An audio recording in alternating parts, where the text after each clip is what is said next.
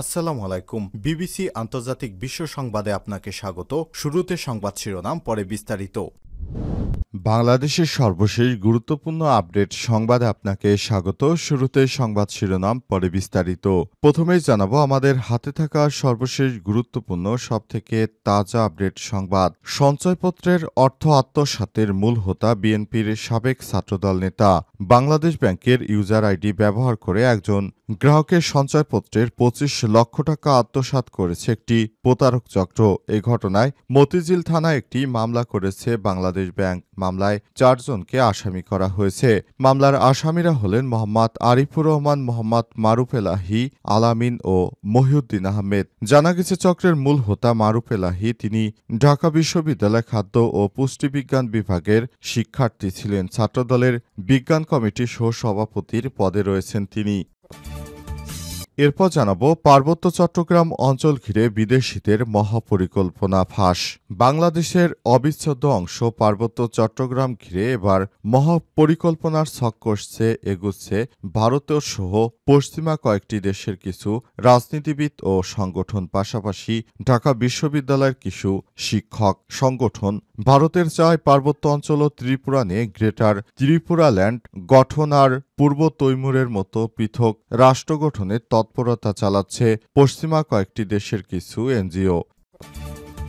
এদিকে তারেক রহমান দেশে ফেরার জন্য প্রস্তুত। বিএনপির ভারপ্রাপ্ত চেয়ারম্যান তারেক রহমান দেশে ফেরার জন্য সম্পূর্ণ প্রস্তুত আছেন বলে জানিয়েছেন তার একান্ত সচিব মিয়া নুরুদ্দিন অপু। তিনি বলেছেন, আগামী নভেম্বর বা ডিসেম্বরে তারেক রহমান দেশে ফিরে আসবেন। জানাবো পিস্তলের লাইসেন্স নবায়ন করতে গিয়ে গ্রেপ্তার গণজাগরণ মঞ্চের নেতা। ময়মনসিংহে পিস্তলের লাইসেন্স নবায়ন করতে গিয়ে আবুল কালাম আজাদ ৭৫ নামে গণজাগরণ মঞ্চের এক নেতাকে গ্রেপ্তার হতে হয়েছে। দুপুরে থানা ভবন থেকে তাকে আটক করা হয়। গ্রেপ্তারকৃত আবুল কালাম আজাদের বাড়ি উপজেলার বাসিল গ্রামে।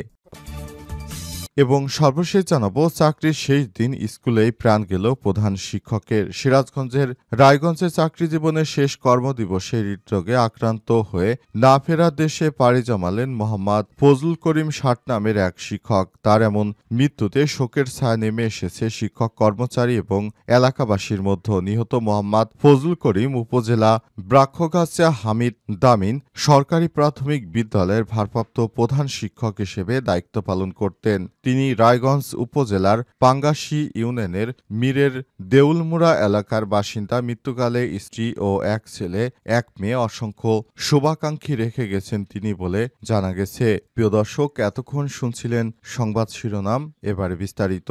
তবে তার আগে বন্ধুরা, অনুরোধ থাকবে এই সংবাদটিতে একটি লাইক দিন।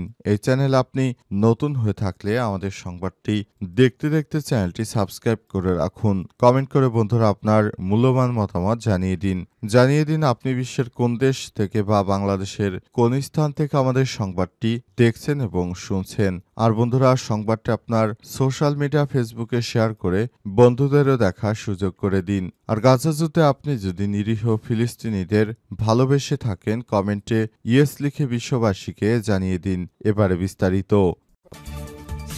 সঞ্চয়পত্রের অর্থ আত্মসাতের মূল হোতা সাবেক ছাত্রদল নেতা। বাংলাদেশ ব্যাংকের ইউজার আইডি ব্যবহার করে একজন গ্রাহকের সঞ্চয়পত্রের ২৫ লক্ষ টাকা আত্মসাৎ করেছে একটি চক্র। এই ঘটনায় মতিঝিল থানায় একটি মামলা করেছে বাংলাদেশ ব্যাংক। মামলায় ৪ জনকে আসামি করা হয়েছে। মামলার আসামিরা হলেন মোহাম্মদ আরিফুর রহমান, মোহাম্মদ মারুফ এলাহি, আলামিন ও মহিউদ্দিন আহমেদ। তাদের মধ্যে আরিফুর রহমানকে বৃহস্পতিবার সন্ধ্যায় মতিঝিল এলাকা থেকে গ্রেপ্তার করা হয়েছে। জানা গেছে এই চক্রের মূল হোতা মারুফ এলাহি তিনি ঢাকা বিশ্ববিদ্যালয়ের খাদ্য ও পুষ্টিবিজ্ঞান বিভাগের ২০০৭-৮ সেশনের শিক্ষার্থী। ছাত্রদলের বিগত কমিটির সহ-সভাপতি ছিলেন। তার আগের কমিটির যুগ্ম সাধারণ সম্পাদক এবং ঢাকা বিশ্ববিদ্যালয় অমর ২১ হল শাখার আহ্বায়ক ছিলেন। তার বাবা মোহাম্মদ আব্দুল কাদির, মাতা হাওয়া বেগম। তারা ঢাকার তেজগাঁয়ের পূর্ব তেজজুরি বাজার এলাকায় থাকতেন। গ্রামের বাড়ি লক্ষ্মীপুরের রামগঞ্জ থানার কাঞ্চন কাঞ্চনপুরে। মামলার নথি থেকে জানা গেছে, জালিয়াতির মাধ্যমে মারুফ এলাহীর ডাচ বাংলা ব্যাংকের কারণবাজার শাখার ব্যাংক হিসাবে 2টি সঞ্চয়পত্রের 50 লক্ষ টাকা নেওয়া হয়। অবশ্য এই অর্থ উত্তোলনের আগেই তাকে আটক করেছে কেন্দ্রীয় ব্যাংক। এ বিষয়ে ছাত্রদলের কেন্দ্রীয় কমিটির একজন শীর্ষ নেতা আমার দেশকে বলেছেন, মারুফ এলাহী আগের কমিটির সহসভাপতি ছিলেন, বর্তমানে সে বিএনপি ও ছাত্রদলের কোনো পদে নেই। আর মহা হিসাব নিরীক্ষক কার্যালয়ের কর্মকর্তা এস.এম. রেজভির 25 লক্ষ টাকা সঞ্চয়পত্র ভাঙিয়ে এনআরবিসি ব্যাংকের দিনাজপুর রানীগঞ্জ উপশাখায় মোহাম্মদ আরিফুর রহমানের অ্যাকাউন্টে নেওয়া হয়। টাকা জমা হওয়ার পরই ঢাকার 2টি শাখা থেকে তা নগদে তুলে নেওয়া হয়। এই আরিফের লেনদেন সীমা ছিল 2 লক্ষ টাকা, তবে জালিয়াতির মাধ্যমে লেনদেনের সীমা 10 লক্ষ টাকা করা হয়। পার্বত্য চট্টগ্রাম অঞ্চল ঘিরে বিদেশিদের মহাপরিকল্পনা। বাংলাদেশের অবিচ্ছেদ্য অংশ পার্বত্য চট্টগ্রাম ঘিরে মহাপরিকল্পনা নিয়ে এগুচ্ছে ভারতসহ পশ্চিমা কয়েকটি দেশের কিছু রাজনীতিবিদ ও সংগঠন। ভারতের এই পার্বত্য অঞ্চল এবং ত্রিপুরা নিয়ে গ্রেটার ত্রিপুরা ল্যান্ড গঠন আর পূর্ব তিমুরের মতো পৃথক রাষ্ট্র গঠনের তৎপরতা চালাচ্ছে পশ্চিমা কয়েকটি দেশের কিছু এনজিও। ঢাকা বিশ্ববিদ্যালয়ের কিছু শিক্ষক এবং কয়েকটি বাম রাজনৈতিক দলের নেতারা তাদের সহযোগী হয়ে কাজ করছেন, এমন বর্ণনা তুলে ধরা হয়েছে স্বরাষ্ট্র মন্ত্রণালয়ের একটি কার্য বিবরণীতে। আগামী জাতীয় সংসদ নির্বাচনের আগে 3 পার্বত্য জেলাকে অস্থিতিশীল করার আরও চেষ্টা করা হবে বলে আশঙ্কার কথা জানানো হয়েছে। সামরিক বেসামরিক প্রশাসনের ঊর্ধ্বতন কর্মকর্তারা বিভিন্ন গোয়েন্দা সংস্থার সদস্যদের গত মঙ্গলবার স্বরাষ্ট্র মন্ত্রণালয়ের প্রধান উপদেষ্টার কার্যালয়ে প্রেরণের জন্য 10 পৃষ্ঠার কার্য বিবরণী প্রস্তুত করা হয়েছে। এতে পার্বত্য চট্টগ্রাম নিয়ে দেশি বিদেশি বিভিন্ন সংস্থা, সংগঠন এবং ব্যক্তির নানামুখী অপতৎপরতা তুলে ধরে নির্দেশনা চাওয়া হয়েছে। ওই এলাকার নিরাপত্তার দায়িত্বে থাকা নিয়োজিত সশস্ত্র বাহিনীর সদস্যদের বিরুদ্ধে মিথ্যাচার ও গুজব ছড়িয়ে স্বার্থ হাসিলের চেষ্টা করা হচ্ছে বলে কার্য বিবরণীতে তুলে ধরা হয়েছে। তারেক রহমান দেশে ফেরার জন্য প্রস্তুত। বিএনপির ভারপ্রাপ্ত চেয়ারম্যান তারেক রহমান দেশে ফেরার জন্য সম্পূর্ণ প্রস্তুত আছেন বলে জানিয়েছেন তার একান্ত সচিব মিয়া নুরুদ্দিন অপু। তিনি বলেছেন, আগামী নভেম্বর বা ডিসেম্বরে তারেক রহমান দেশে ফিরে আসবেন। বৃহস্পতিবার 30 অক্টোবর বিকাল 3টার দিকে শরীয়তপুর পৌর বাস স্ট্যান্ডের পাশে আয়োজিত এক সভায় সাংবাদিকদের প্রশ্নের জবাবে এসব কথা বলেছেন তিনি। নুরুদ্দিন অপু বলেন, 2018 সালের 24শে ডিসেম্বর শরীয়তপুর গোসাইরহাট উপজেলা মুক্তিযোদ্ধা ভবনের সামনে নির্বাচনী প্রচারণার সময় আওয়ামী লীগ, যুবলীগ, ছাত্রলীগ নেতাকর্মীরা আমাকে হত্যার উদ্দেশ্যে নির্মমভাবে আঘাত করেছিল। আমি ভালোবাসতে এসেছিলাম শরীয়তপুরকে, কিন্তু সেদিন আমার বুক থেকে সেই ভালোবাসা কেড়ে নেওয়া হয়েছিল। আমি প্রতিশোধ নিতে চাই না, বরং সেই ভালোবাসার প্রতীক হিসেবে আগামী নির্বাচনে শরীয়তপুর জেলার 3টি আসন বেগম খালেদা জিয়া ও তারেক রহমানকে উপহার দেওয়ার প্রতিশ্রুতি পূরণ করব। সবাই আরও উপস্থিত ছিলেন বিএনপির জাতীয় কার্যনির্বাহী কমিটির সহ সাংগঠনিক সম্পাদক সেলিমুজ্জামান সেলিম, কেন্দ্রীয় কৃষক দলের সাধারণ সম্পাদক শহীদুল ইসলাম বাবুল, সহসভাপতি কর্নেল এস.এম. ফয়সাল, কেন্দ্রীয় নির্বাহী কমিটির সদস্য মহিউদ্দিন আহমেদ জিন্টু, জেলা বিএনপির সহসভাপতি মাহফুজুর রহমান বাচ্চু সরকার, সাংগঠনিক সম্পাদক সাইদ আহমেদ আসলাম, টিআইএম মহিদুল গনি, মিন্টু সর্দার, মাহবুব আলম তালুকদার প্রমুখ। এর আগে সকালে তিনি জাজিরার নাওডোবা থেকে পথসভা শুরু করেন এবং শরীয়তপুর সদরের বিভিন্ন স্থানে সংরক্ষিত বক্তব্য রাখেন। এর মধ্যে জেলা বিএনপির সাধারণ সম্পাদক এ.কে.এম. নাসির উদ্দিনের বাড়ি এবং পানি উন্নয়ন বোর্ডের সামনে অনুষ্ঠিত পথসভাগুলোতে অংশগ্রহণ করেছেন তিনি।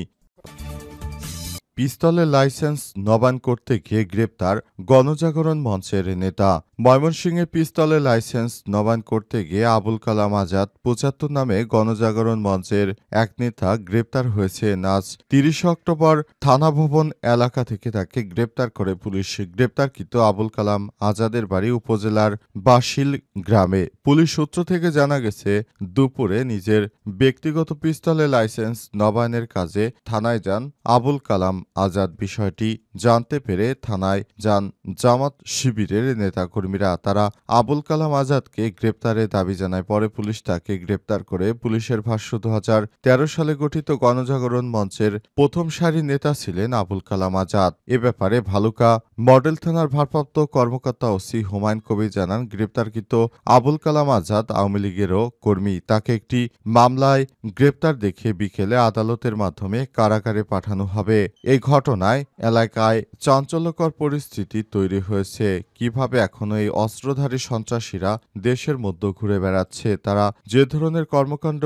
পরিচালিত করেছে, এতে করে অনেক নিরীহ মানুষ তাদের কাছে জিম্মি হয়ে পড়েছিল। এজন্য তাদেরকে আটক করে আদালতে পাঠানোর সিদ্ধান্ত নেওয়া হয়েছে। ইতিমধ্যেই তার ব্যাপারে আদালত থেকে যে সিদ্ধান্ত গ্রহণ করা হবে সেটি শিরোধার্য থাকবে। বর্তমানে তার কাছে পিস্তল কেন? কারণ ইতিমধ্যে সরকার নির্দেশনা দিয়েছেন যে নির্বাচনের আগে কাউকে বৈধভাবে আর পিস্তল দেয়া হবে না। কাউকে পিস্তলের লাইসেন্সও নবায়ন করার সুযোগ নেই, বরং যেসব পিস্তল লাইসেন্সধারী পিস্তল রয়েছে সেগুলোকে সরকার আরও জমা নিয়েছে। কিন্তু তার কাছে এই পিস্তল কিভাবে এতদিন ধরে রয়েছে, এসব বিষয় জানতে পেরে পুলিশ তাকে আটক করেছে।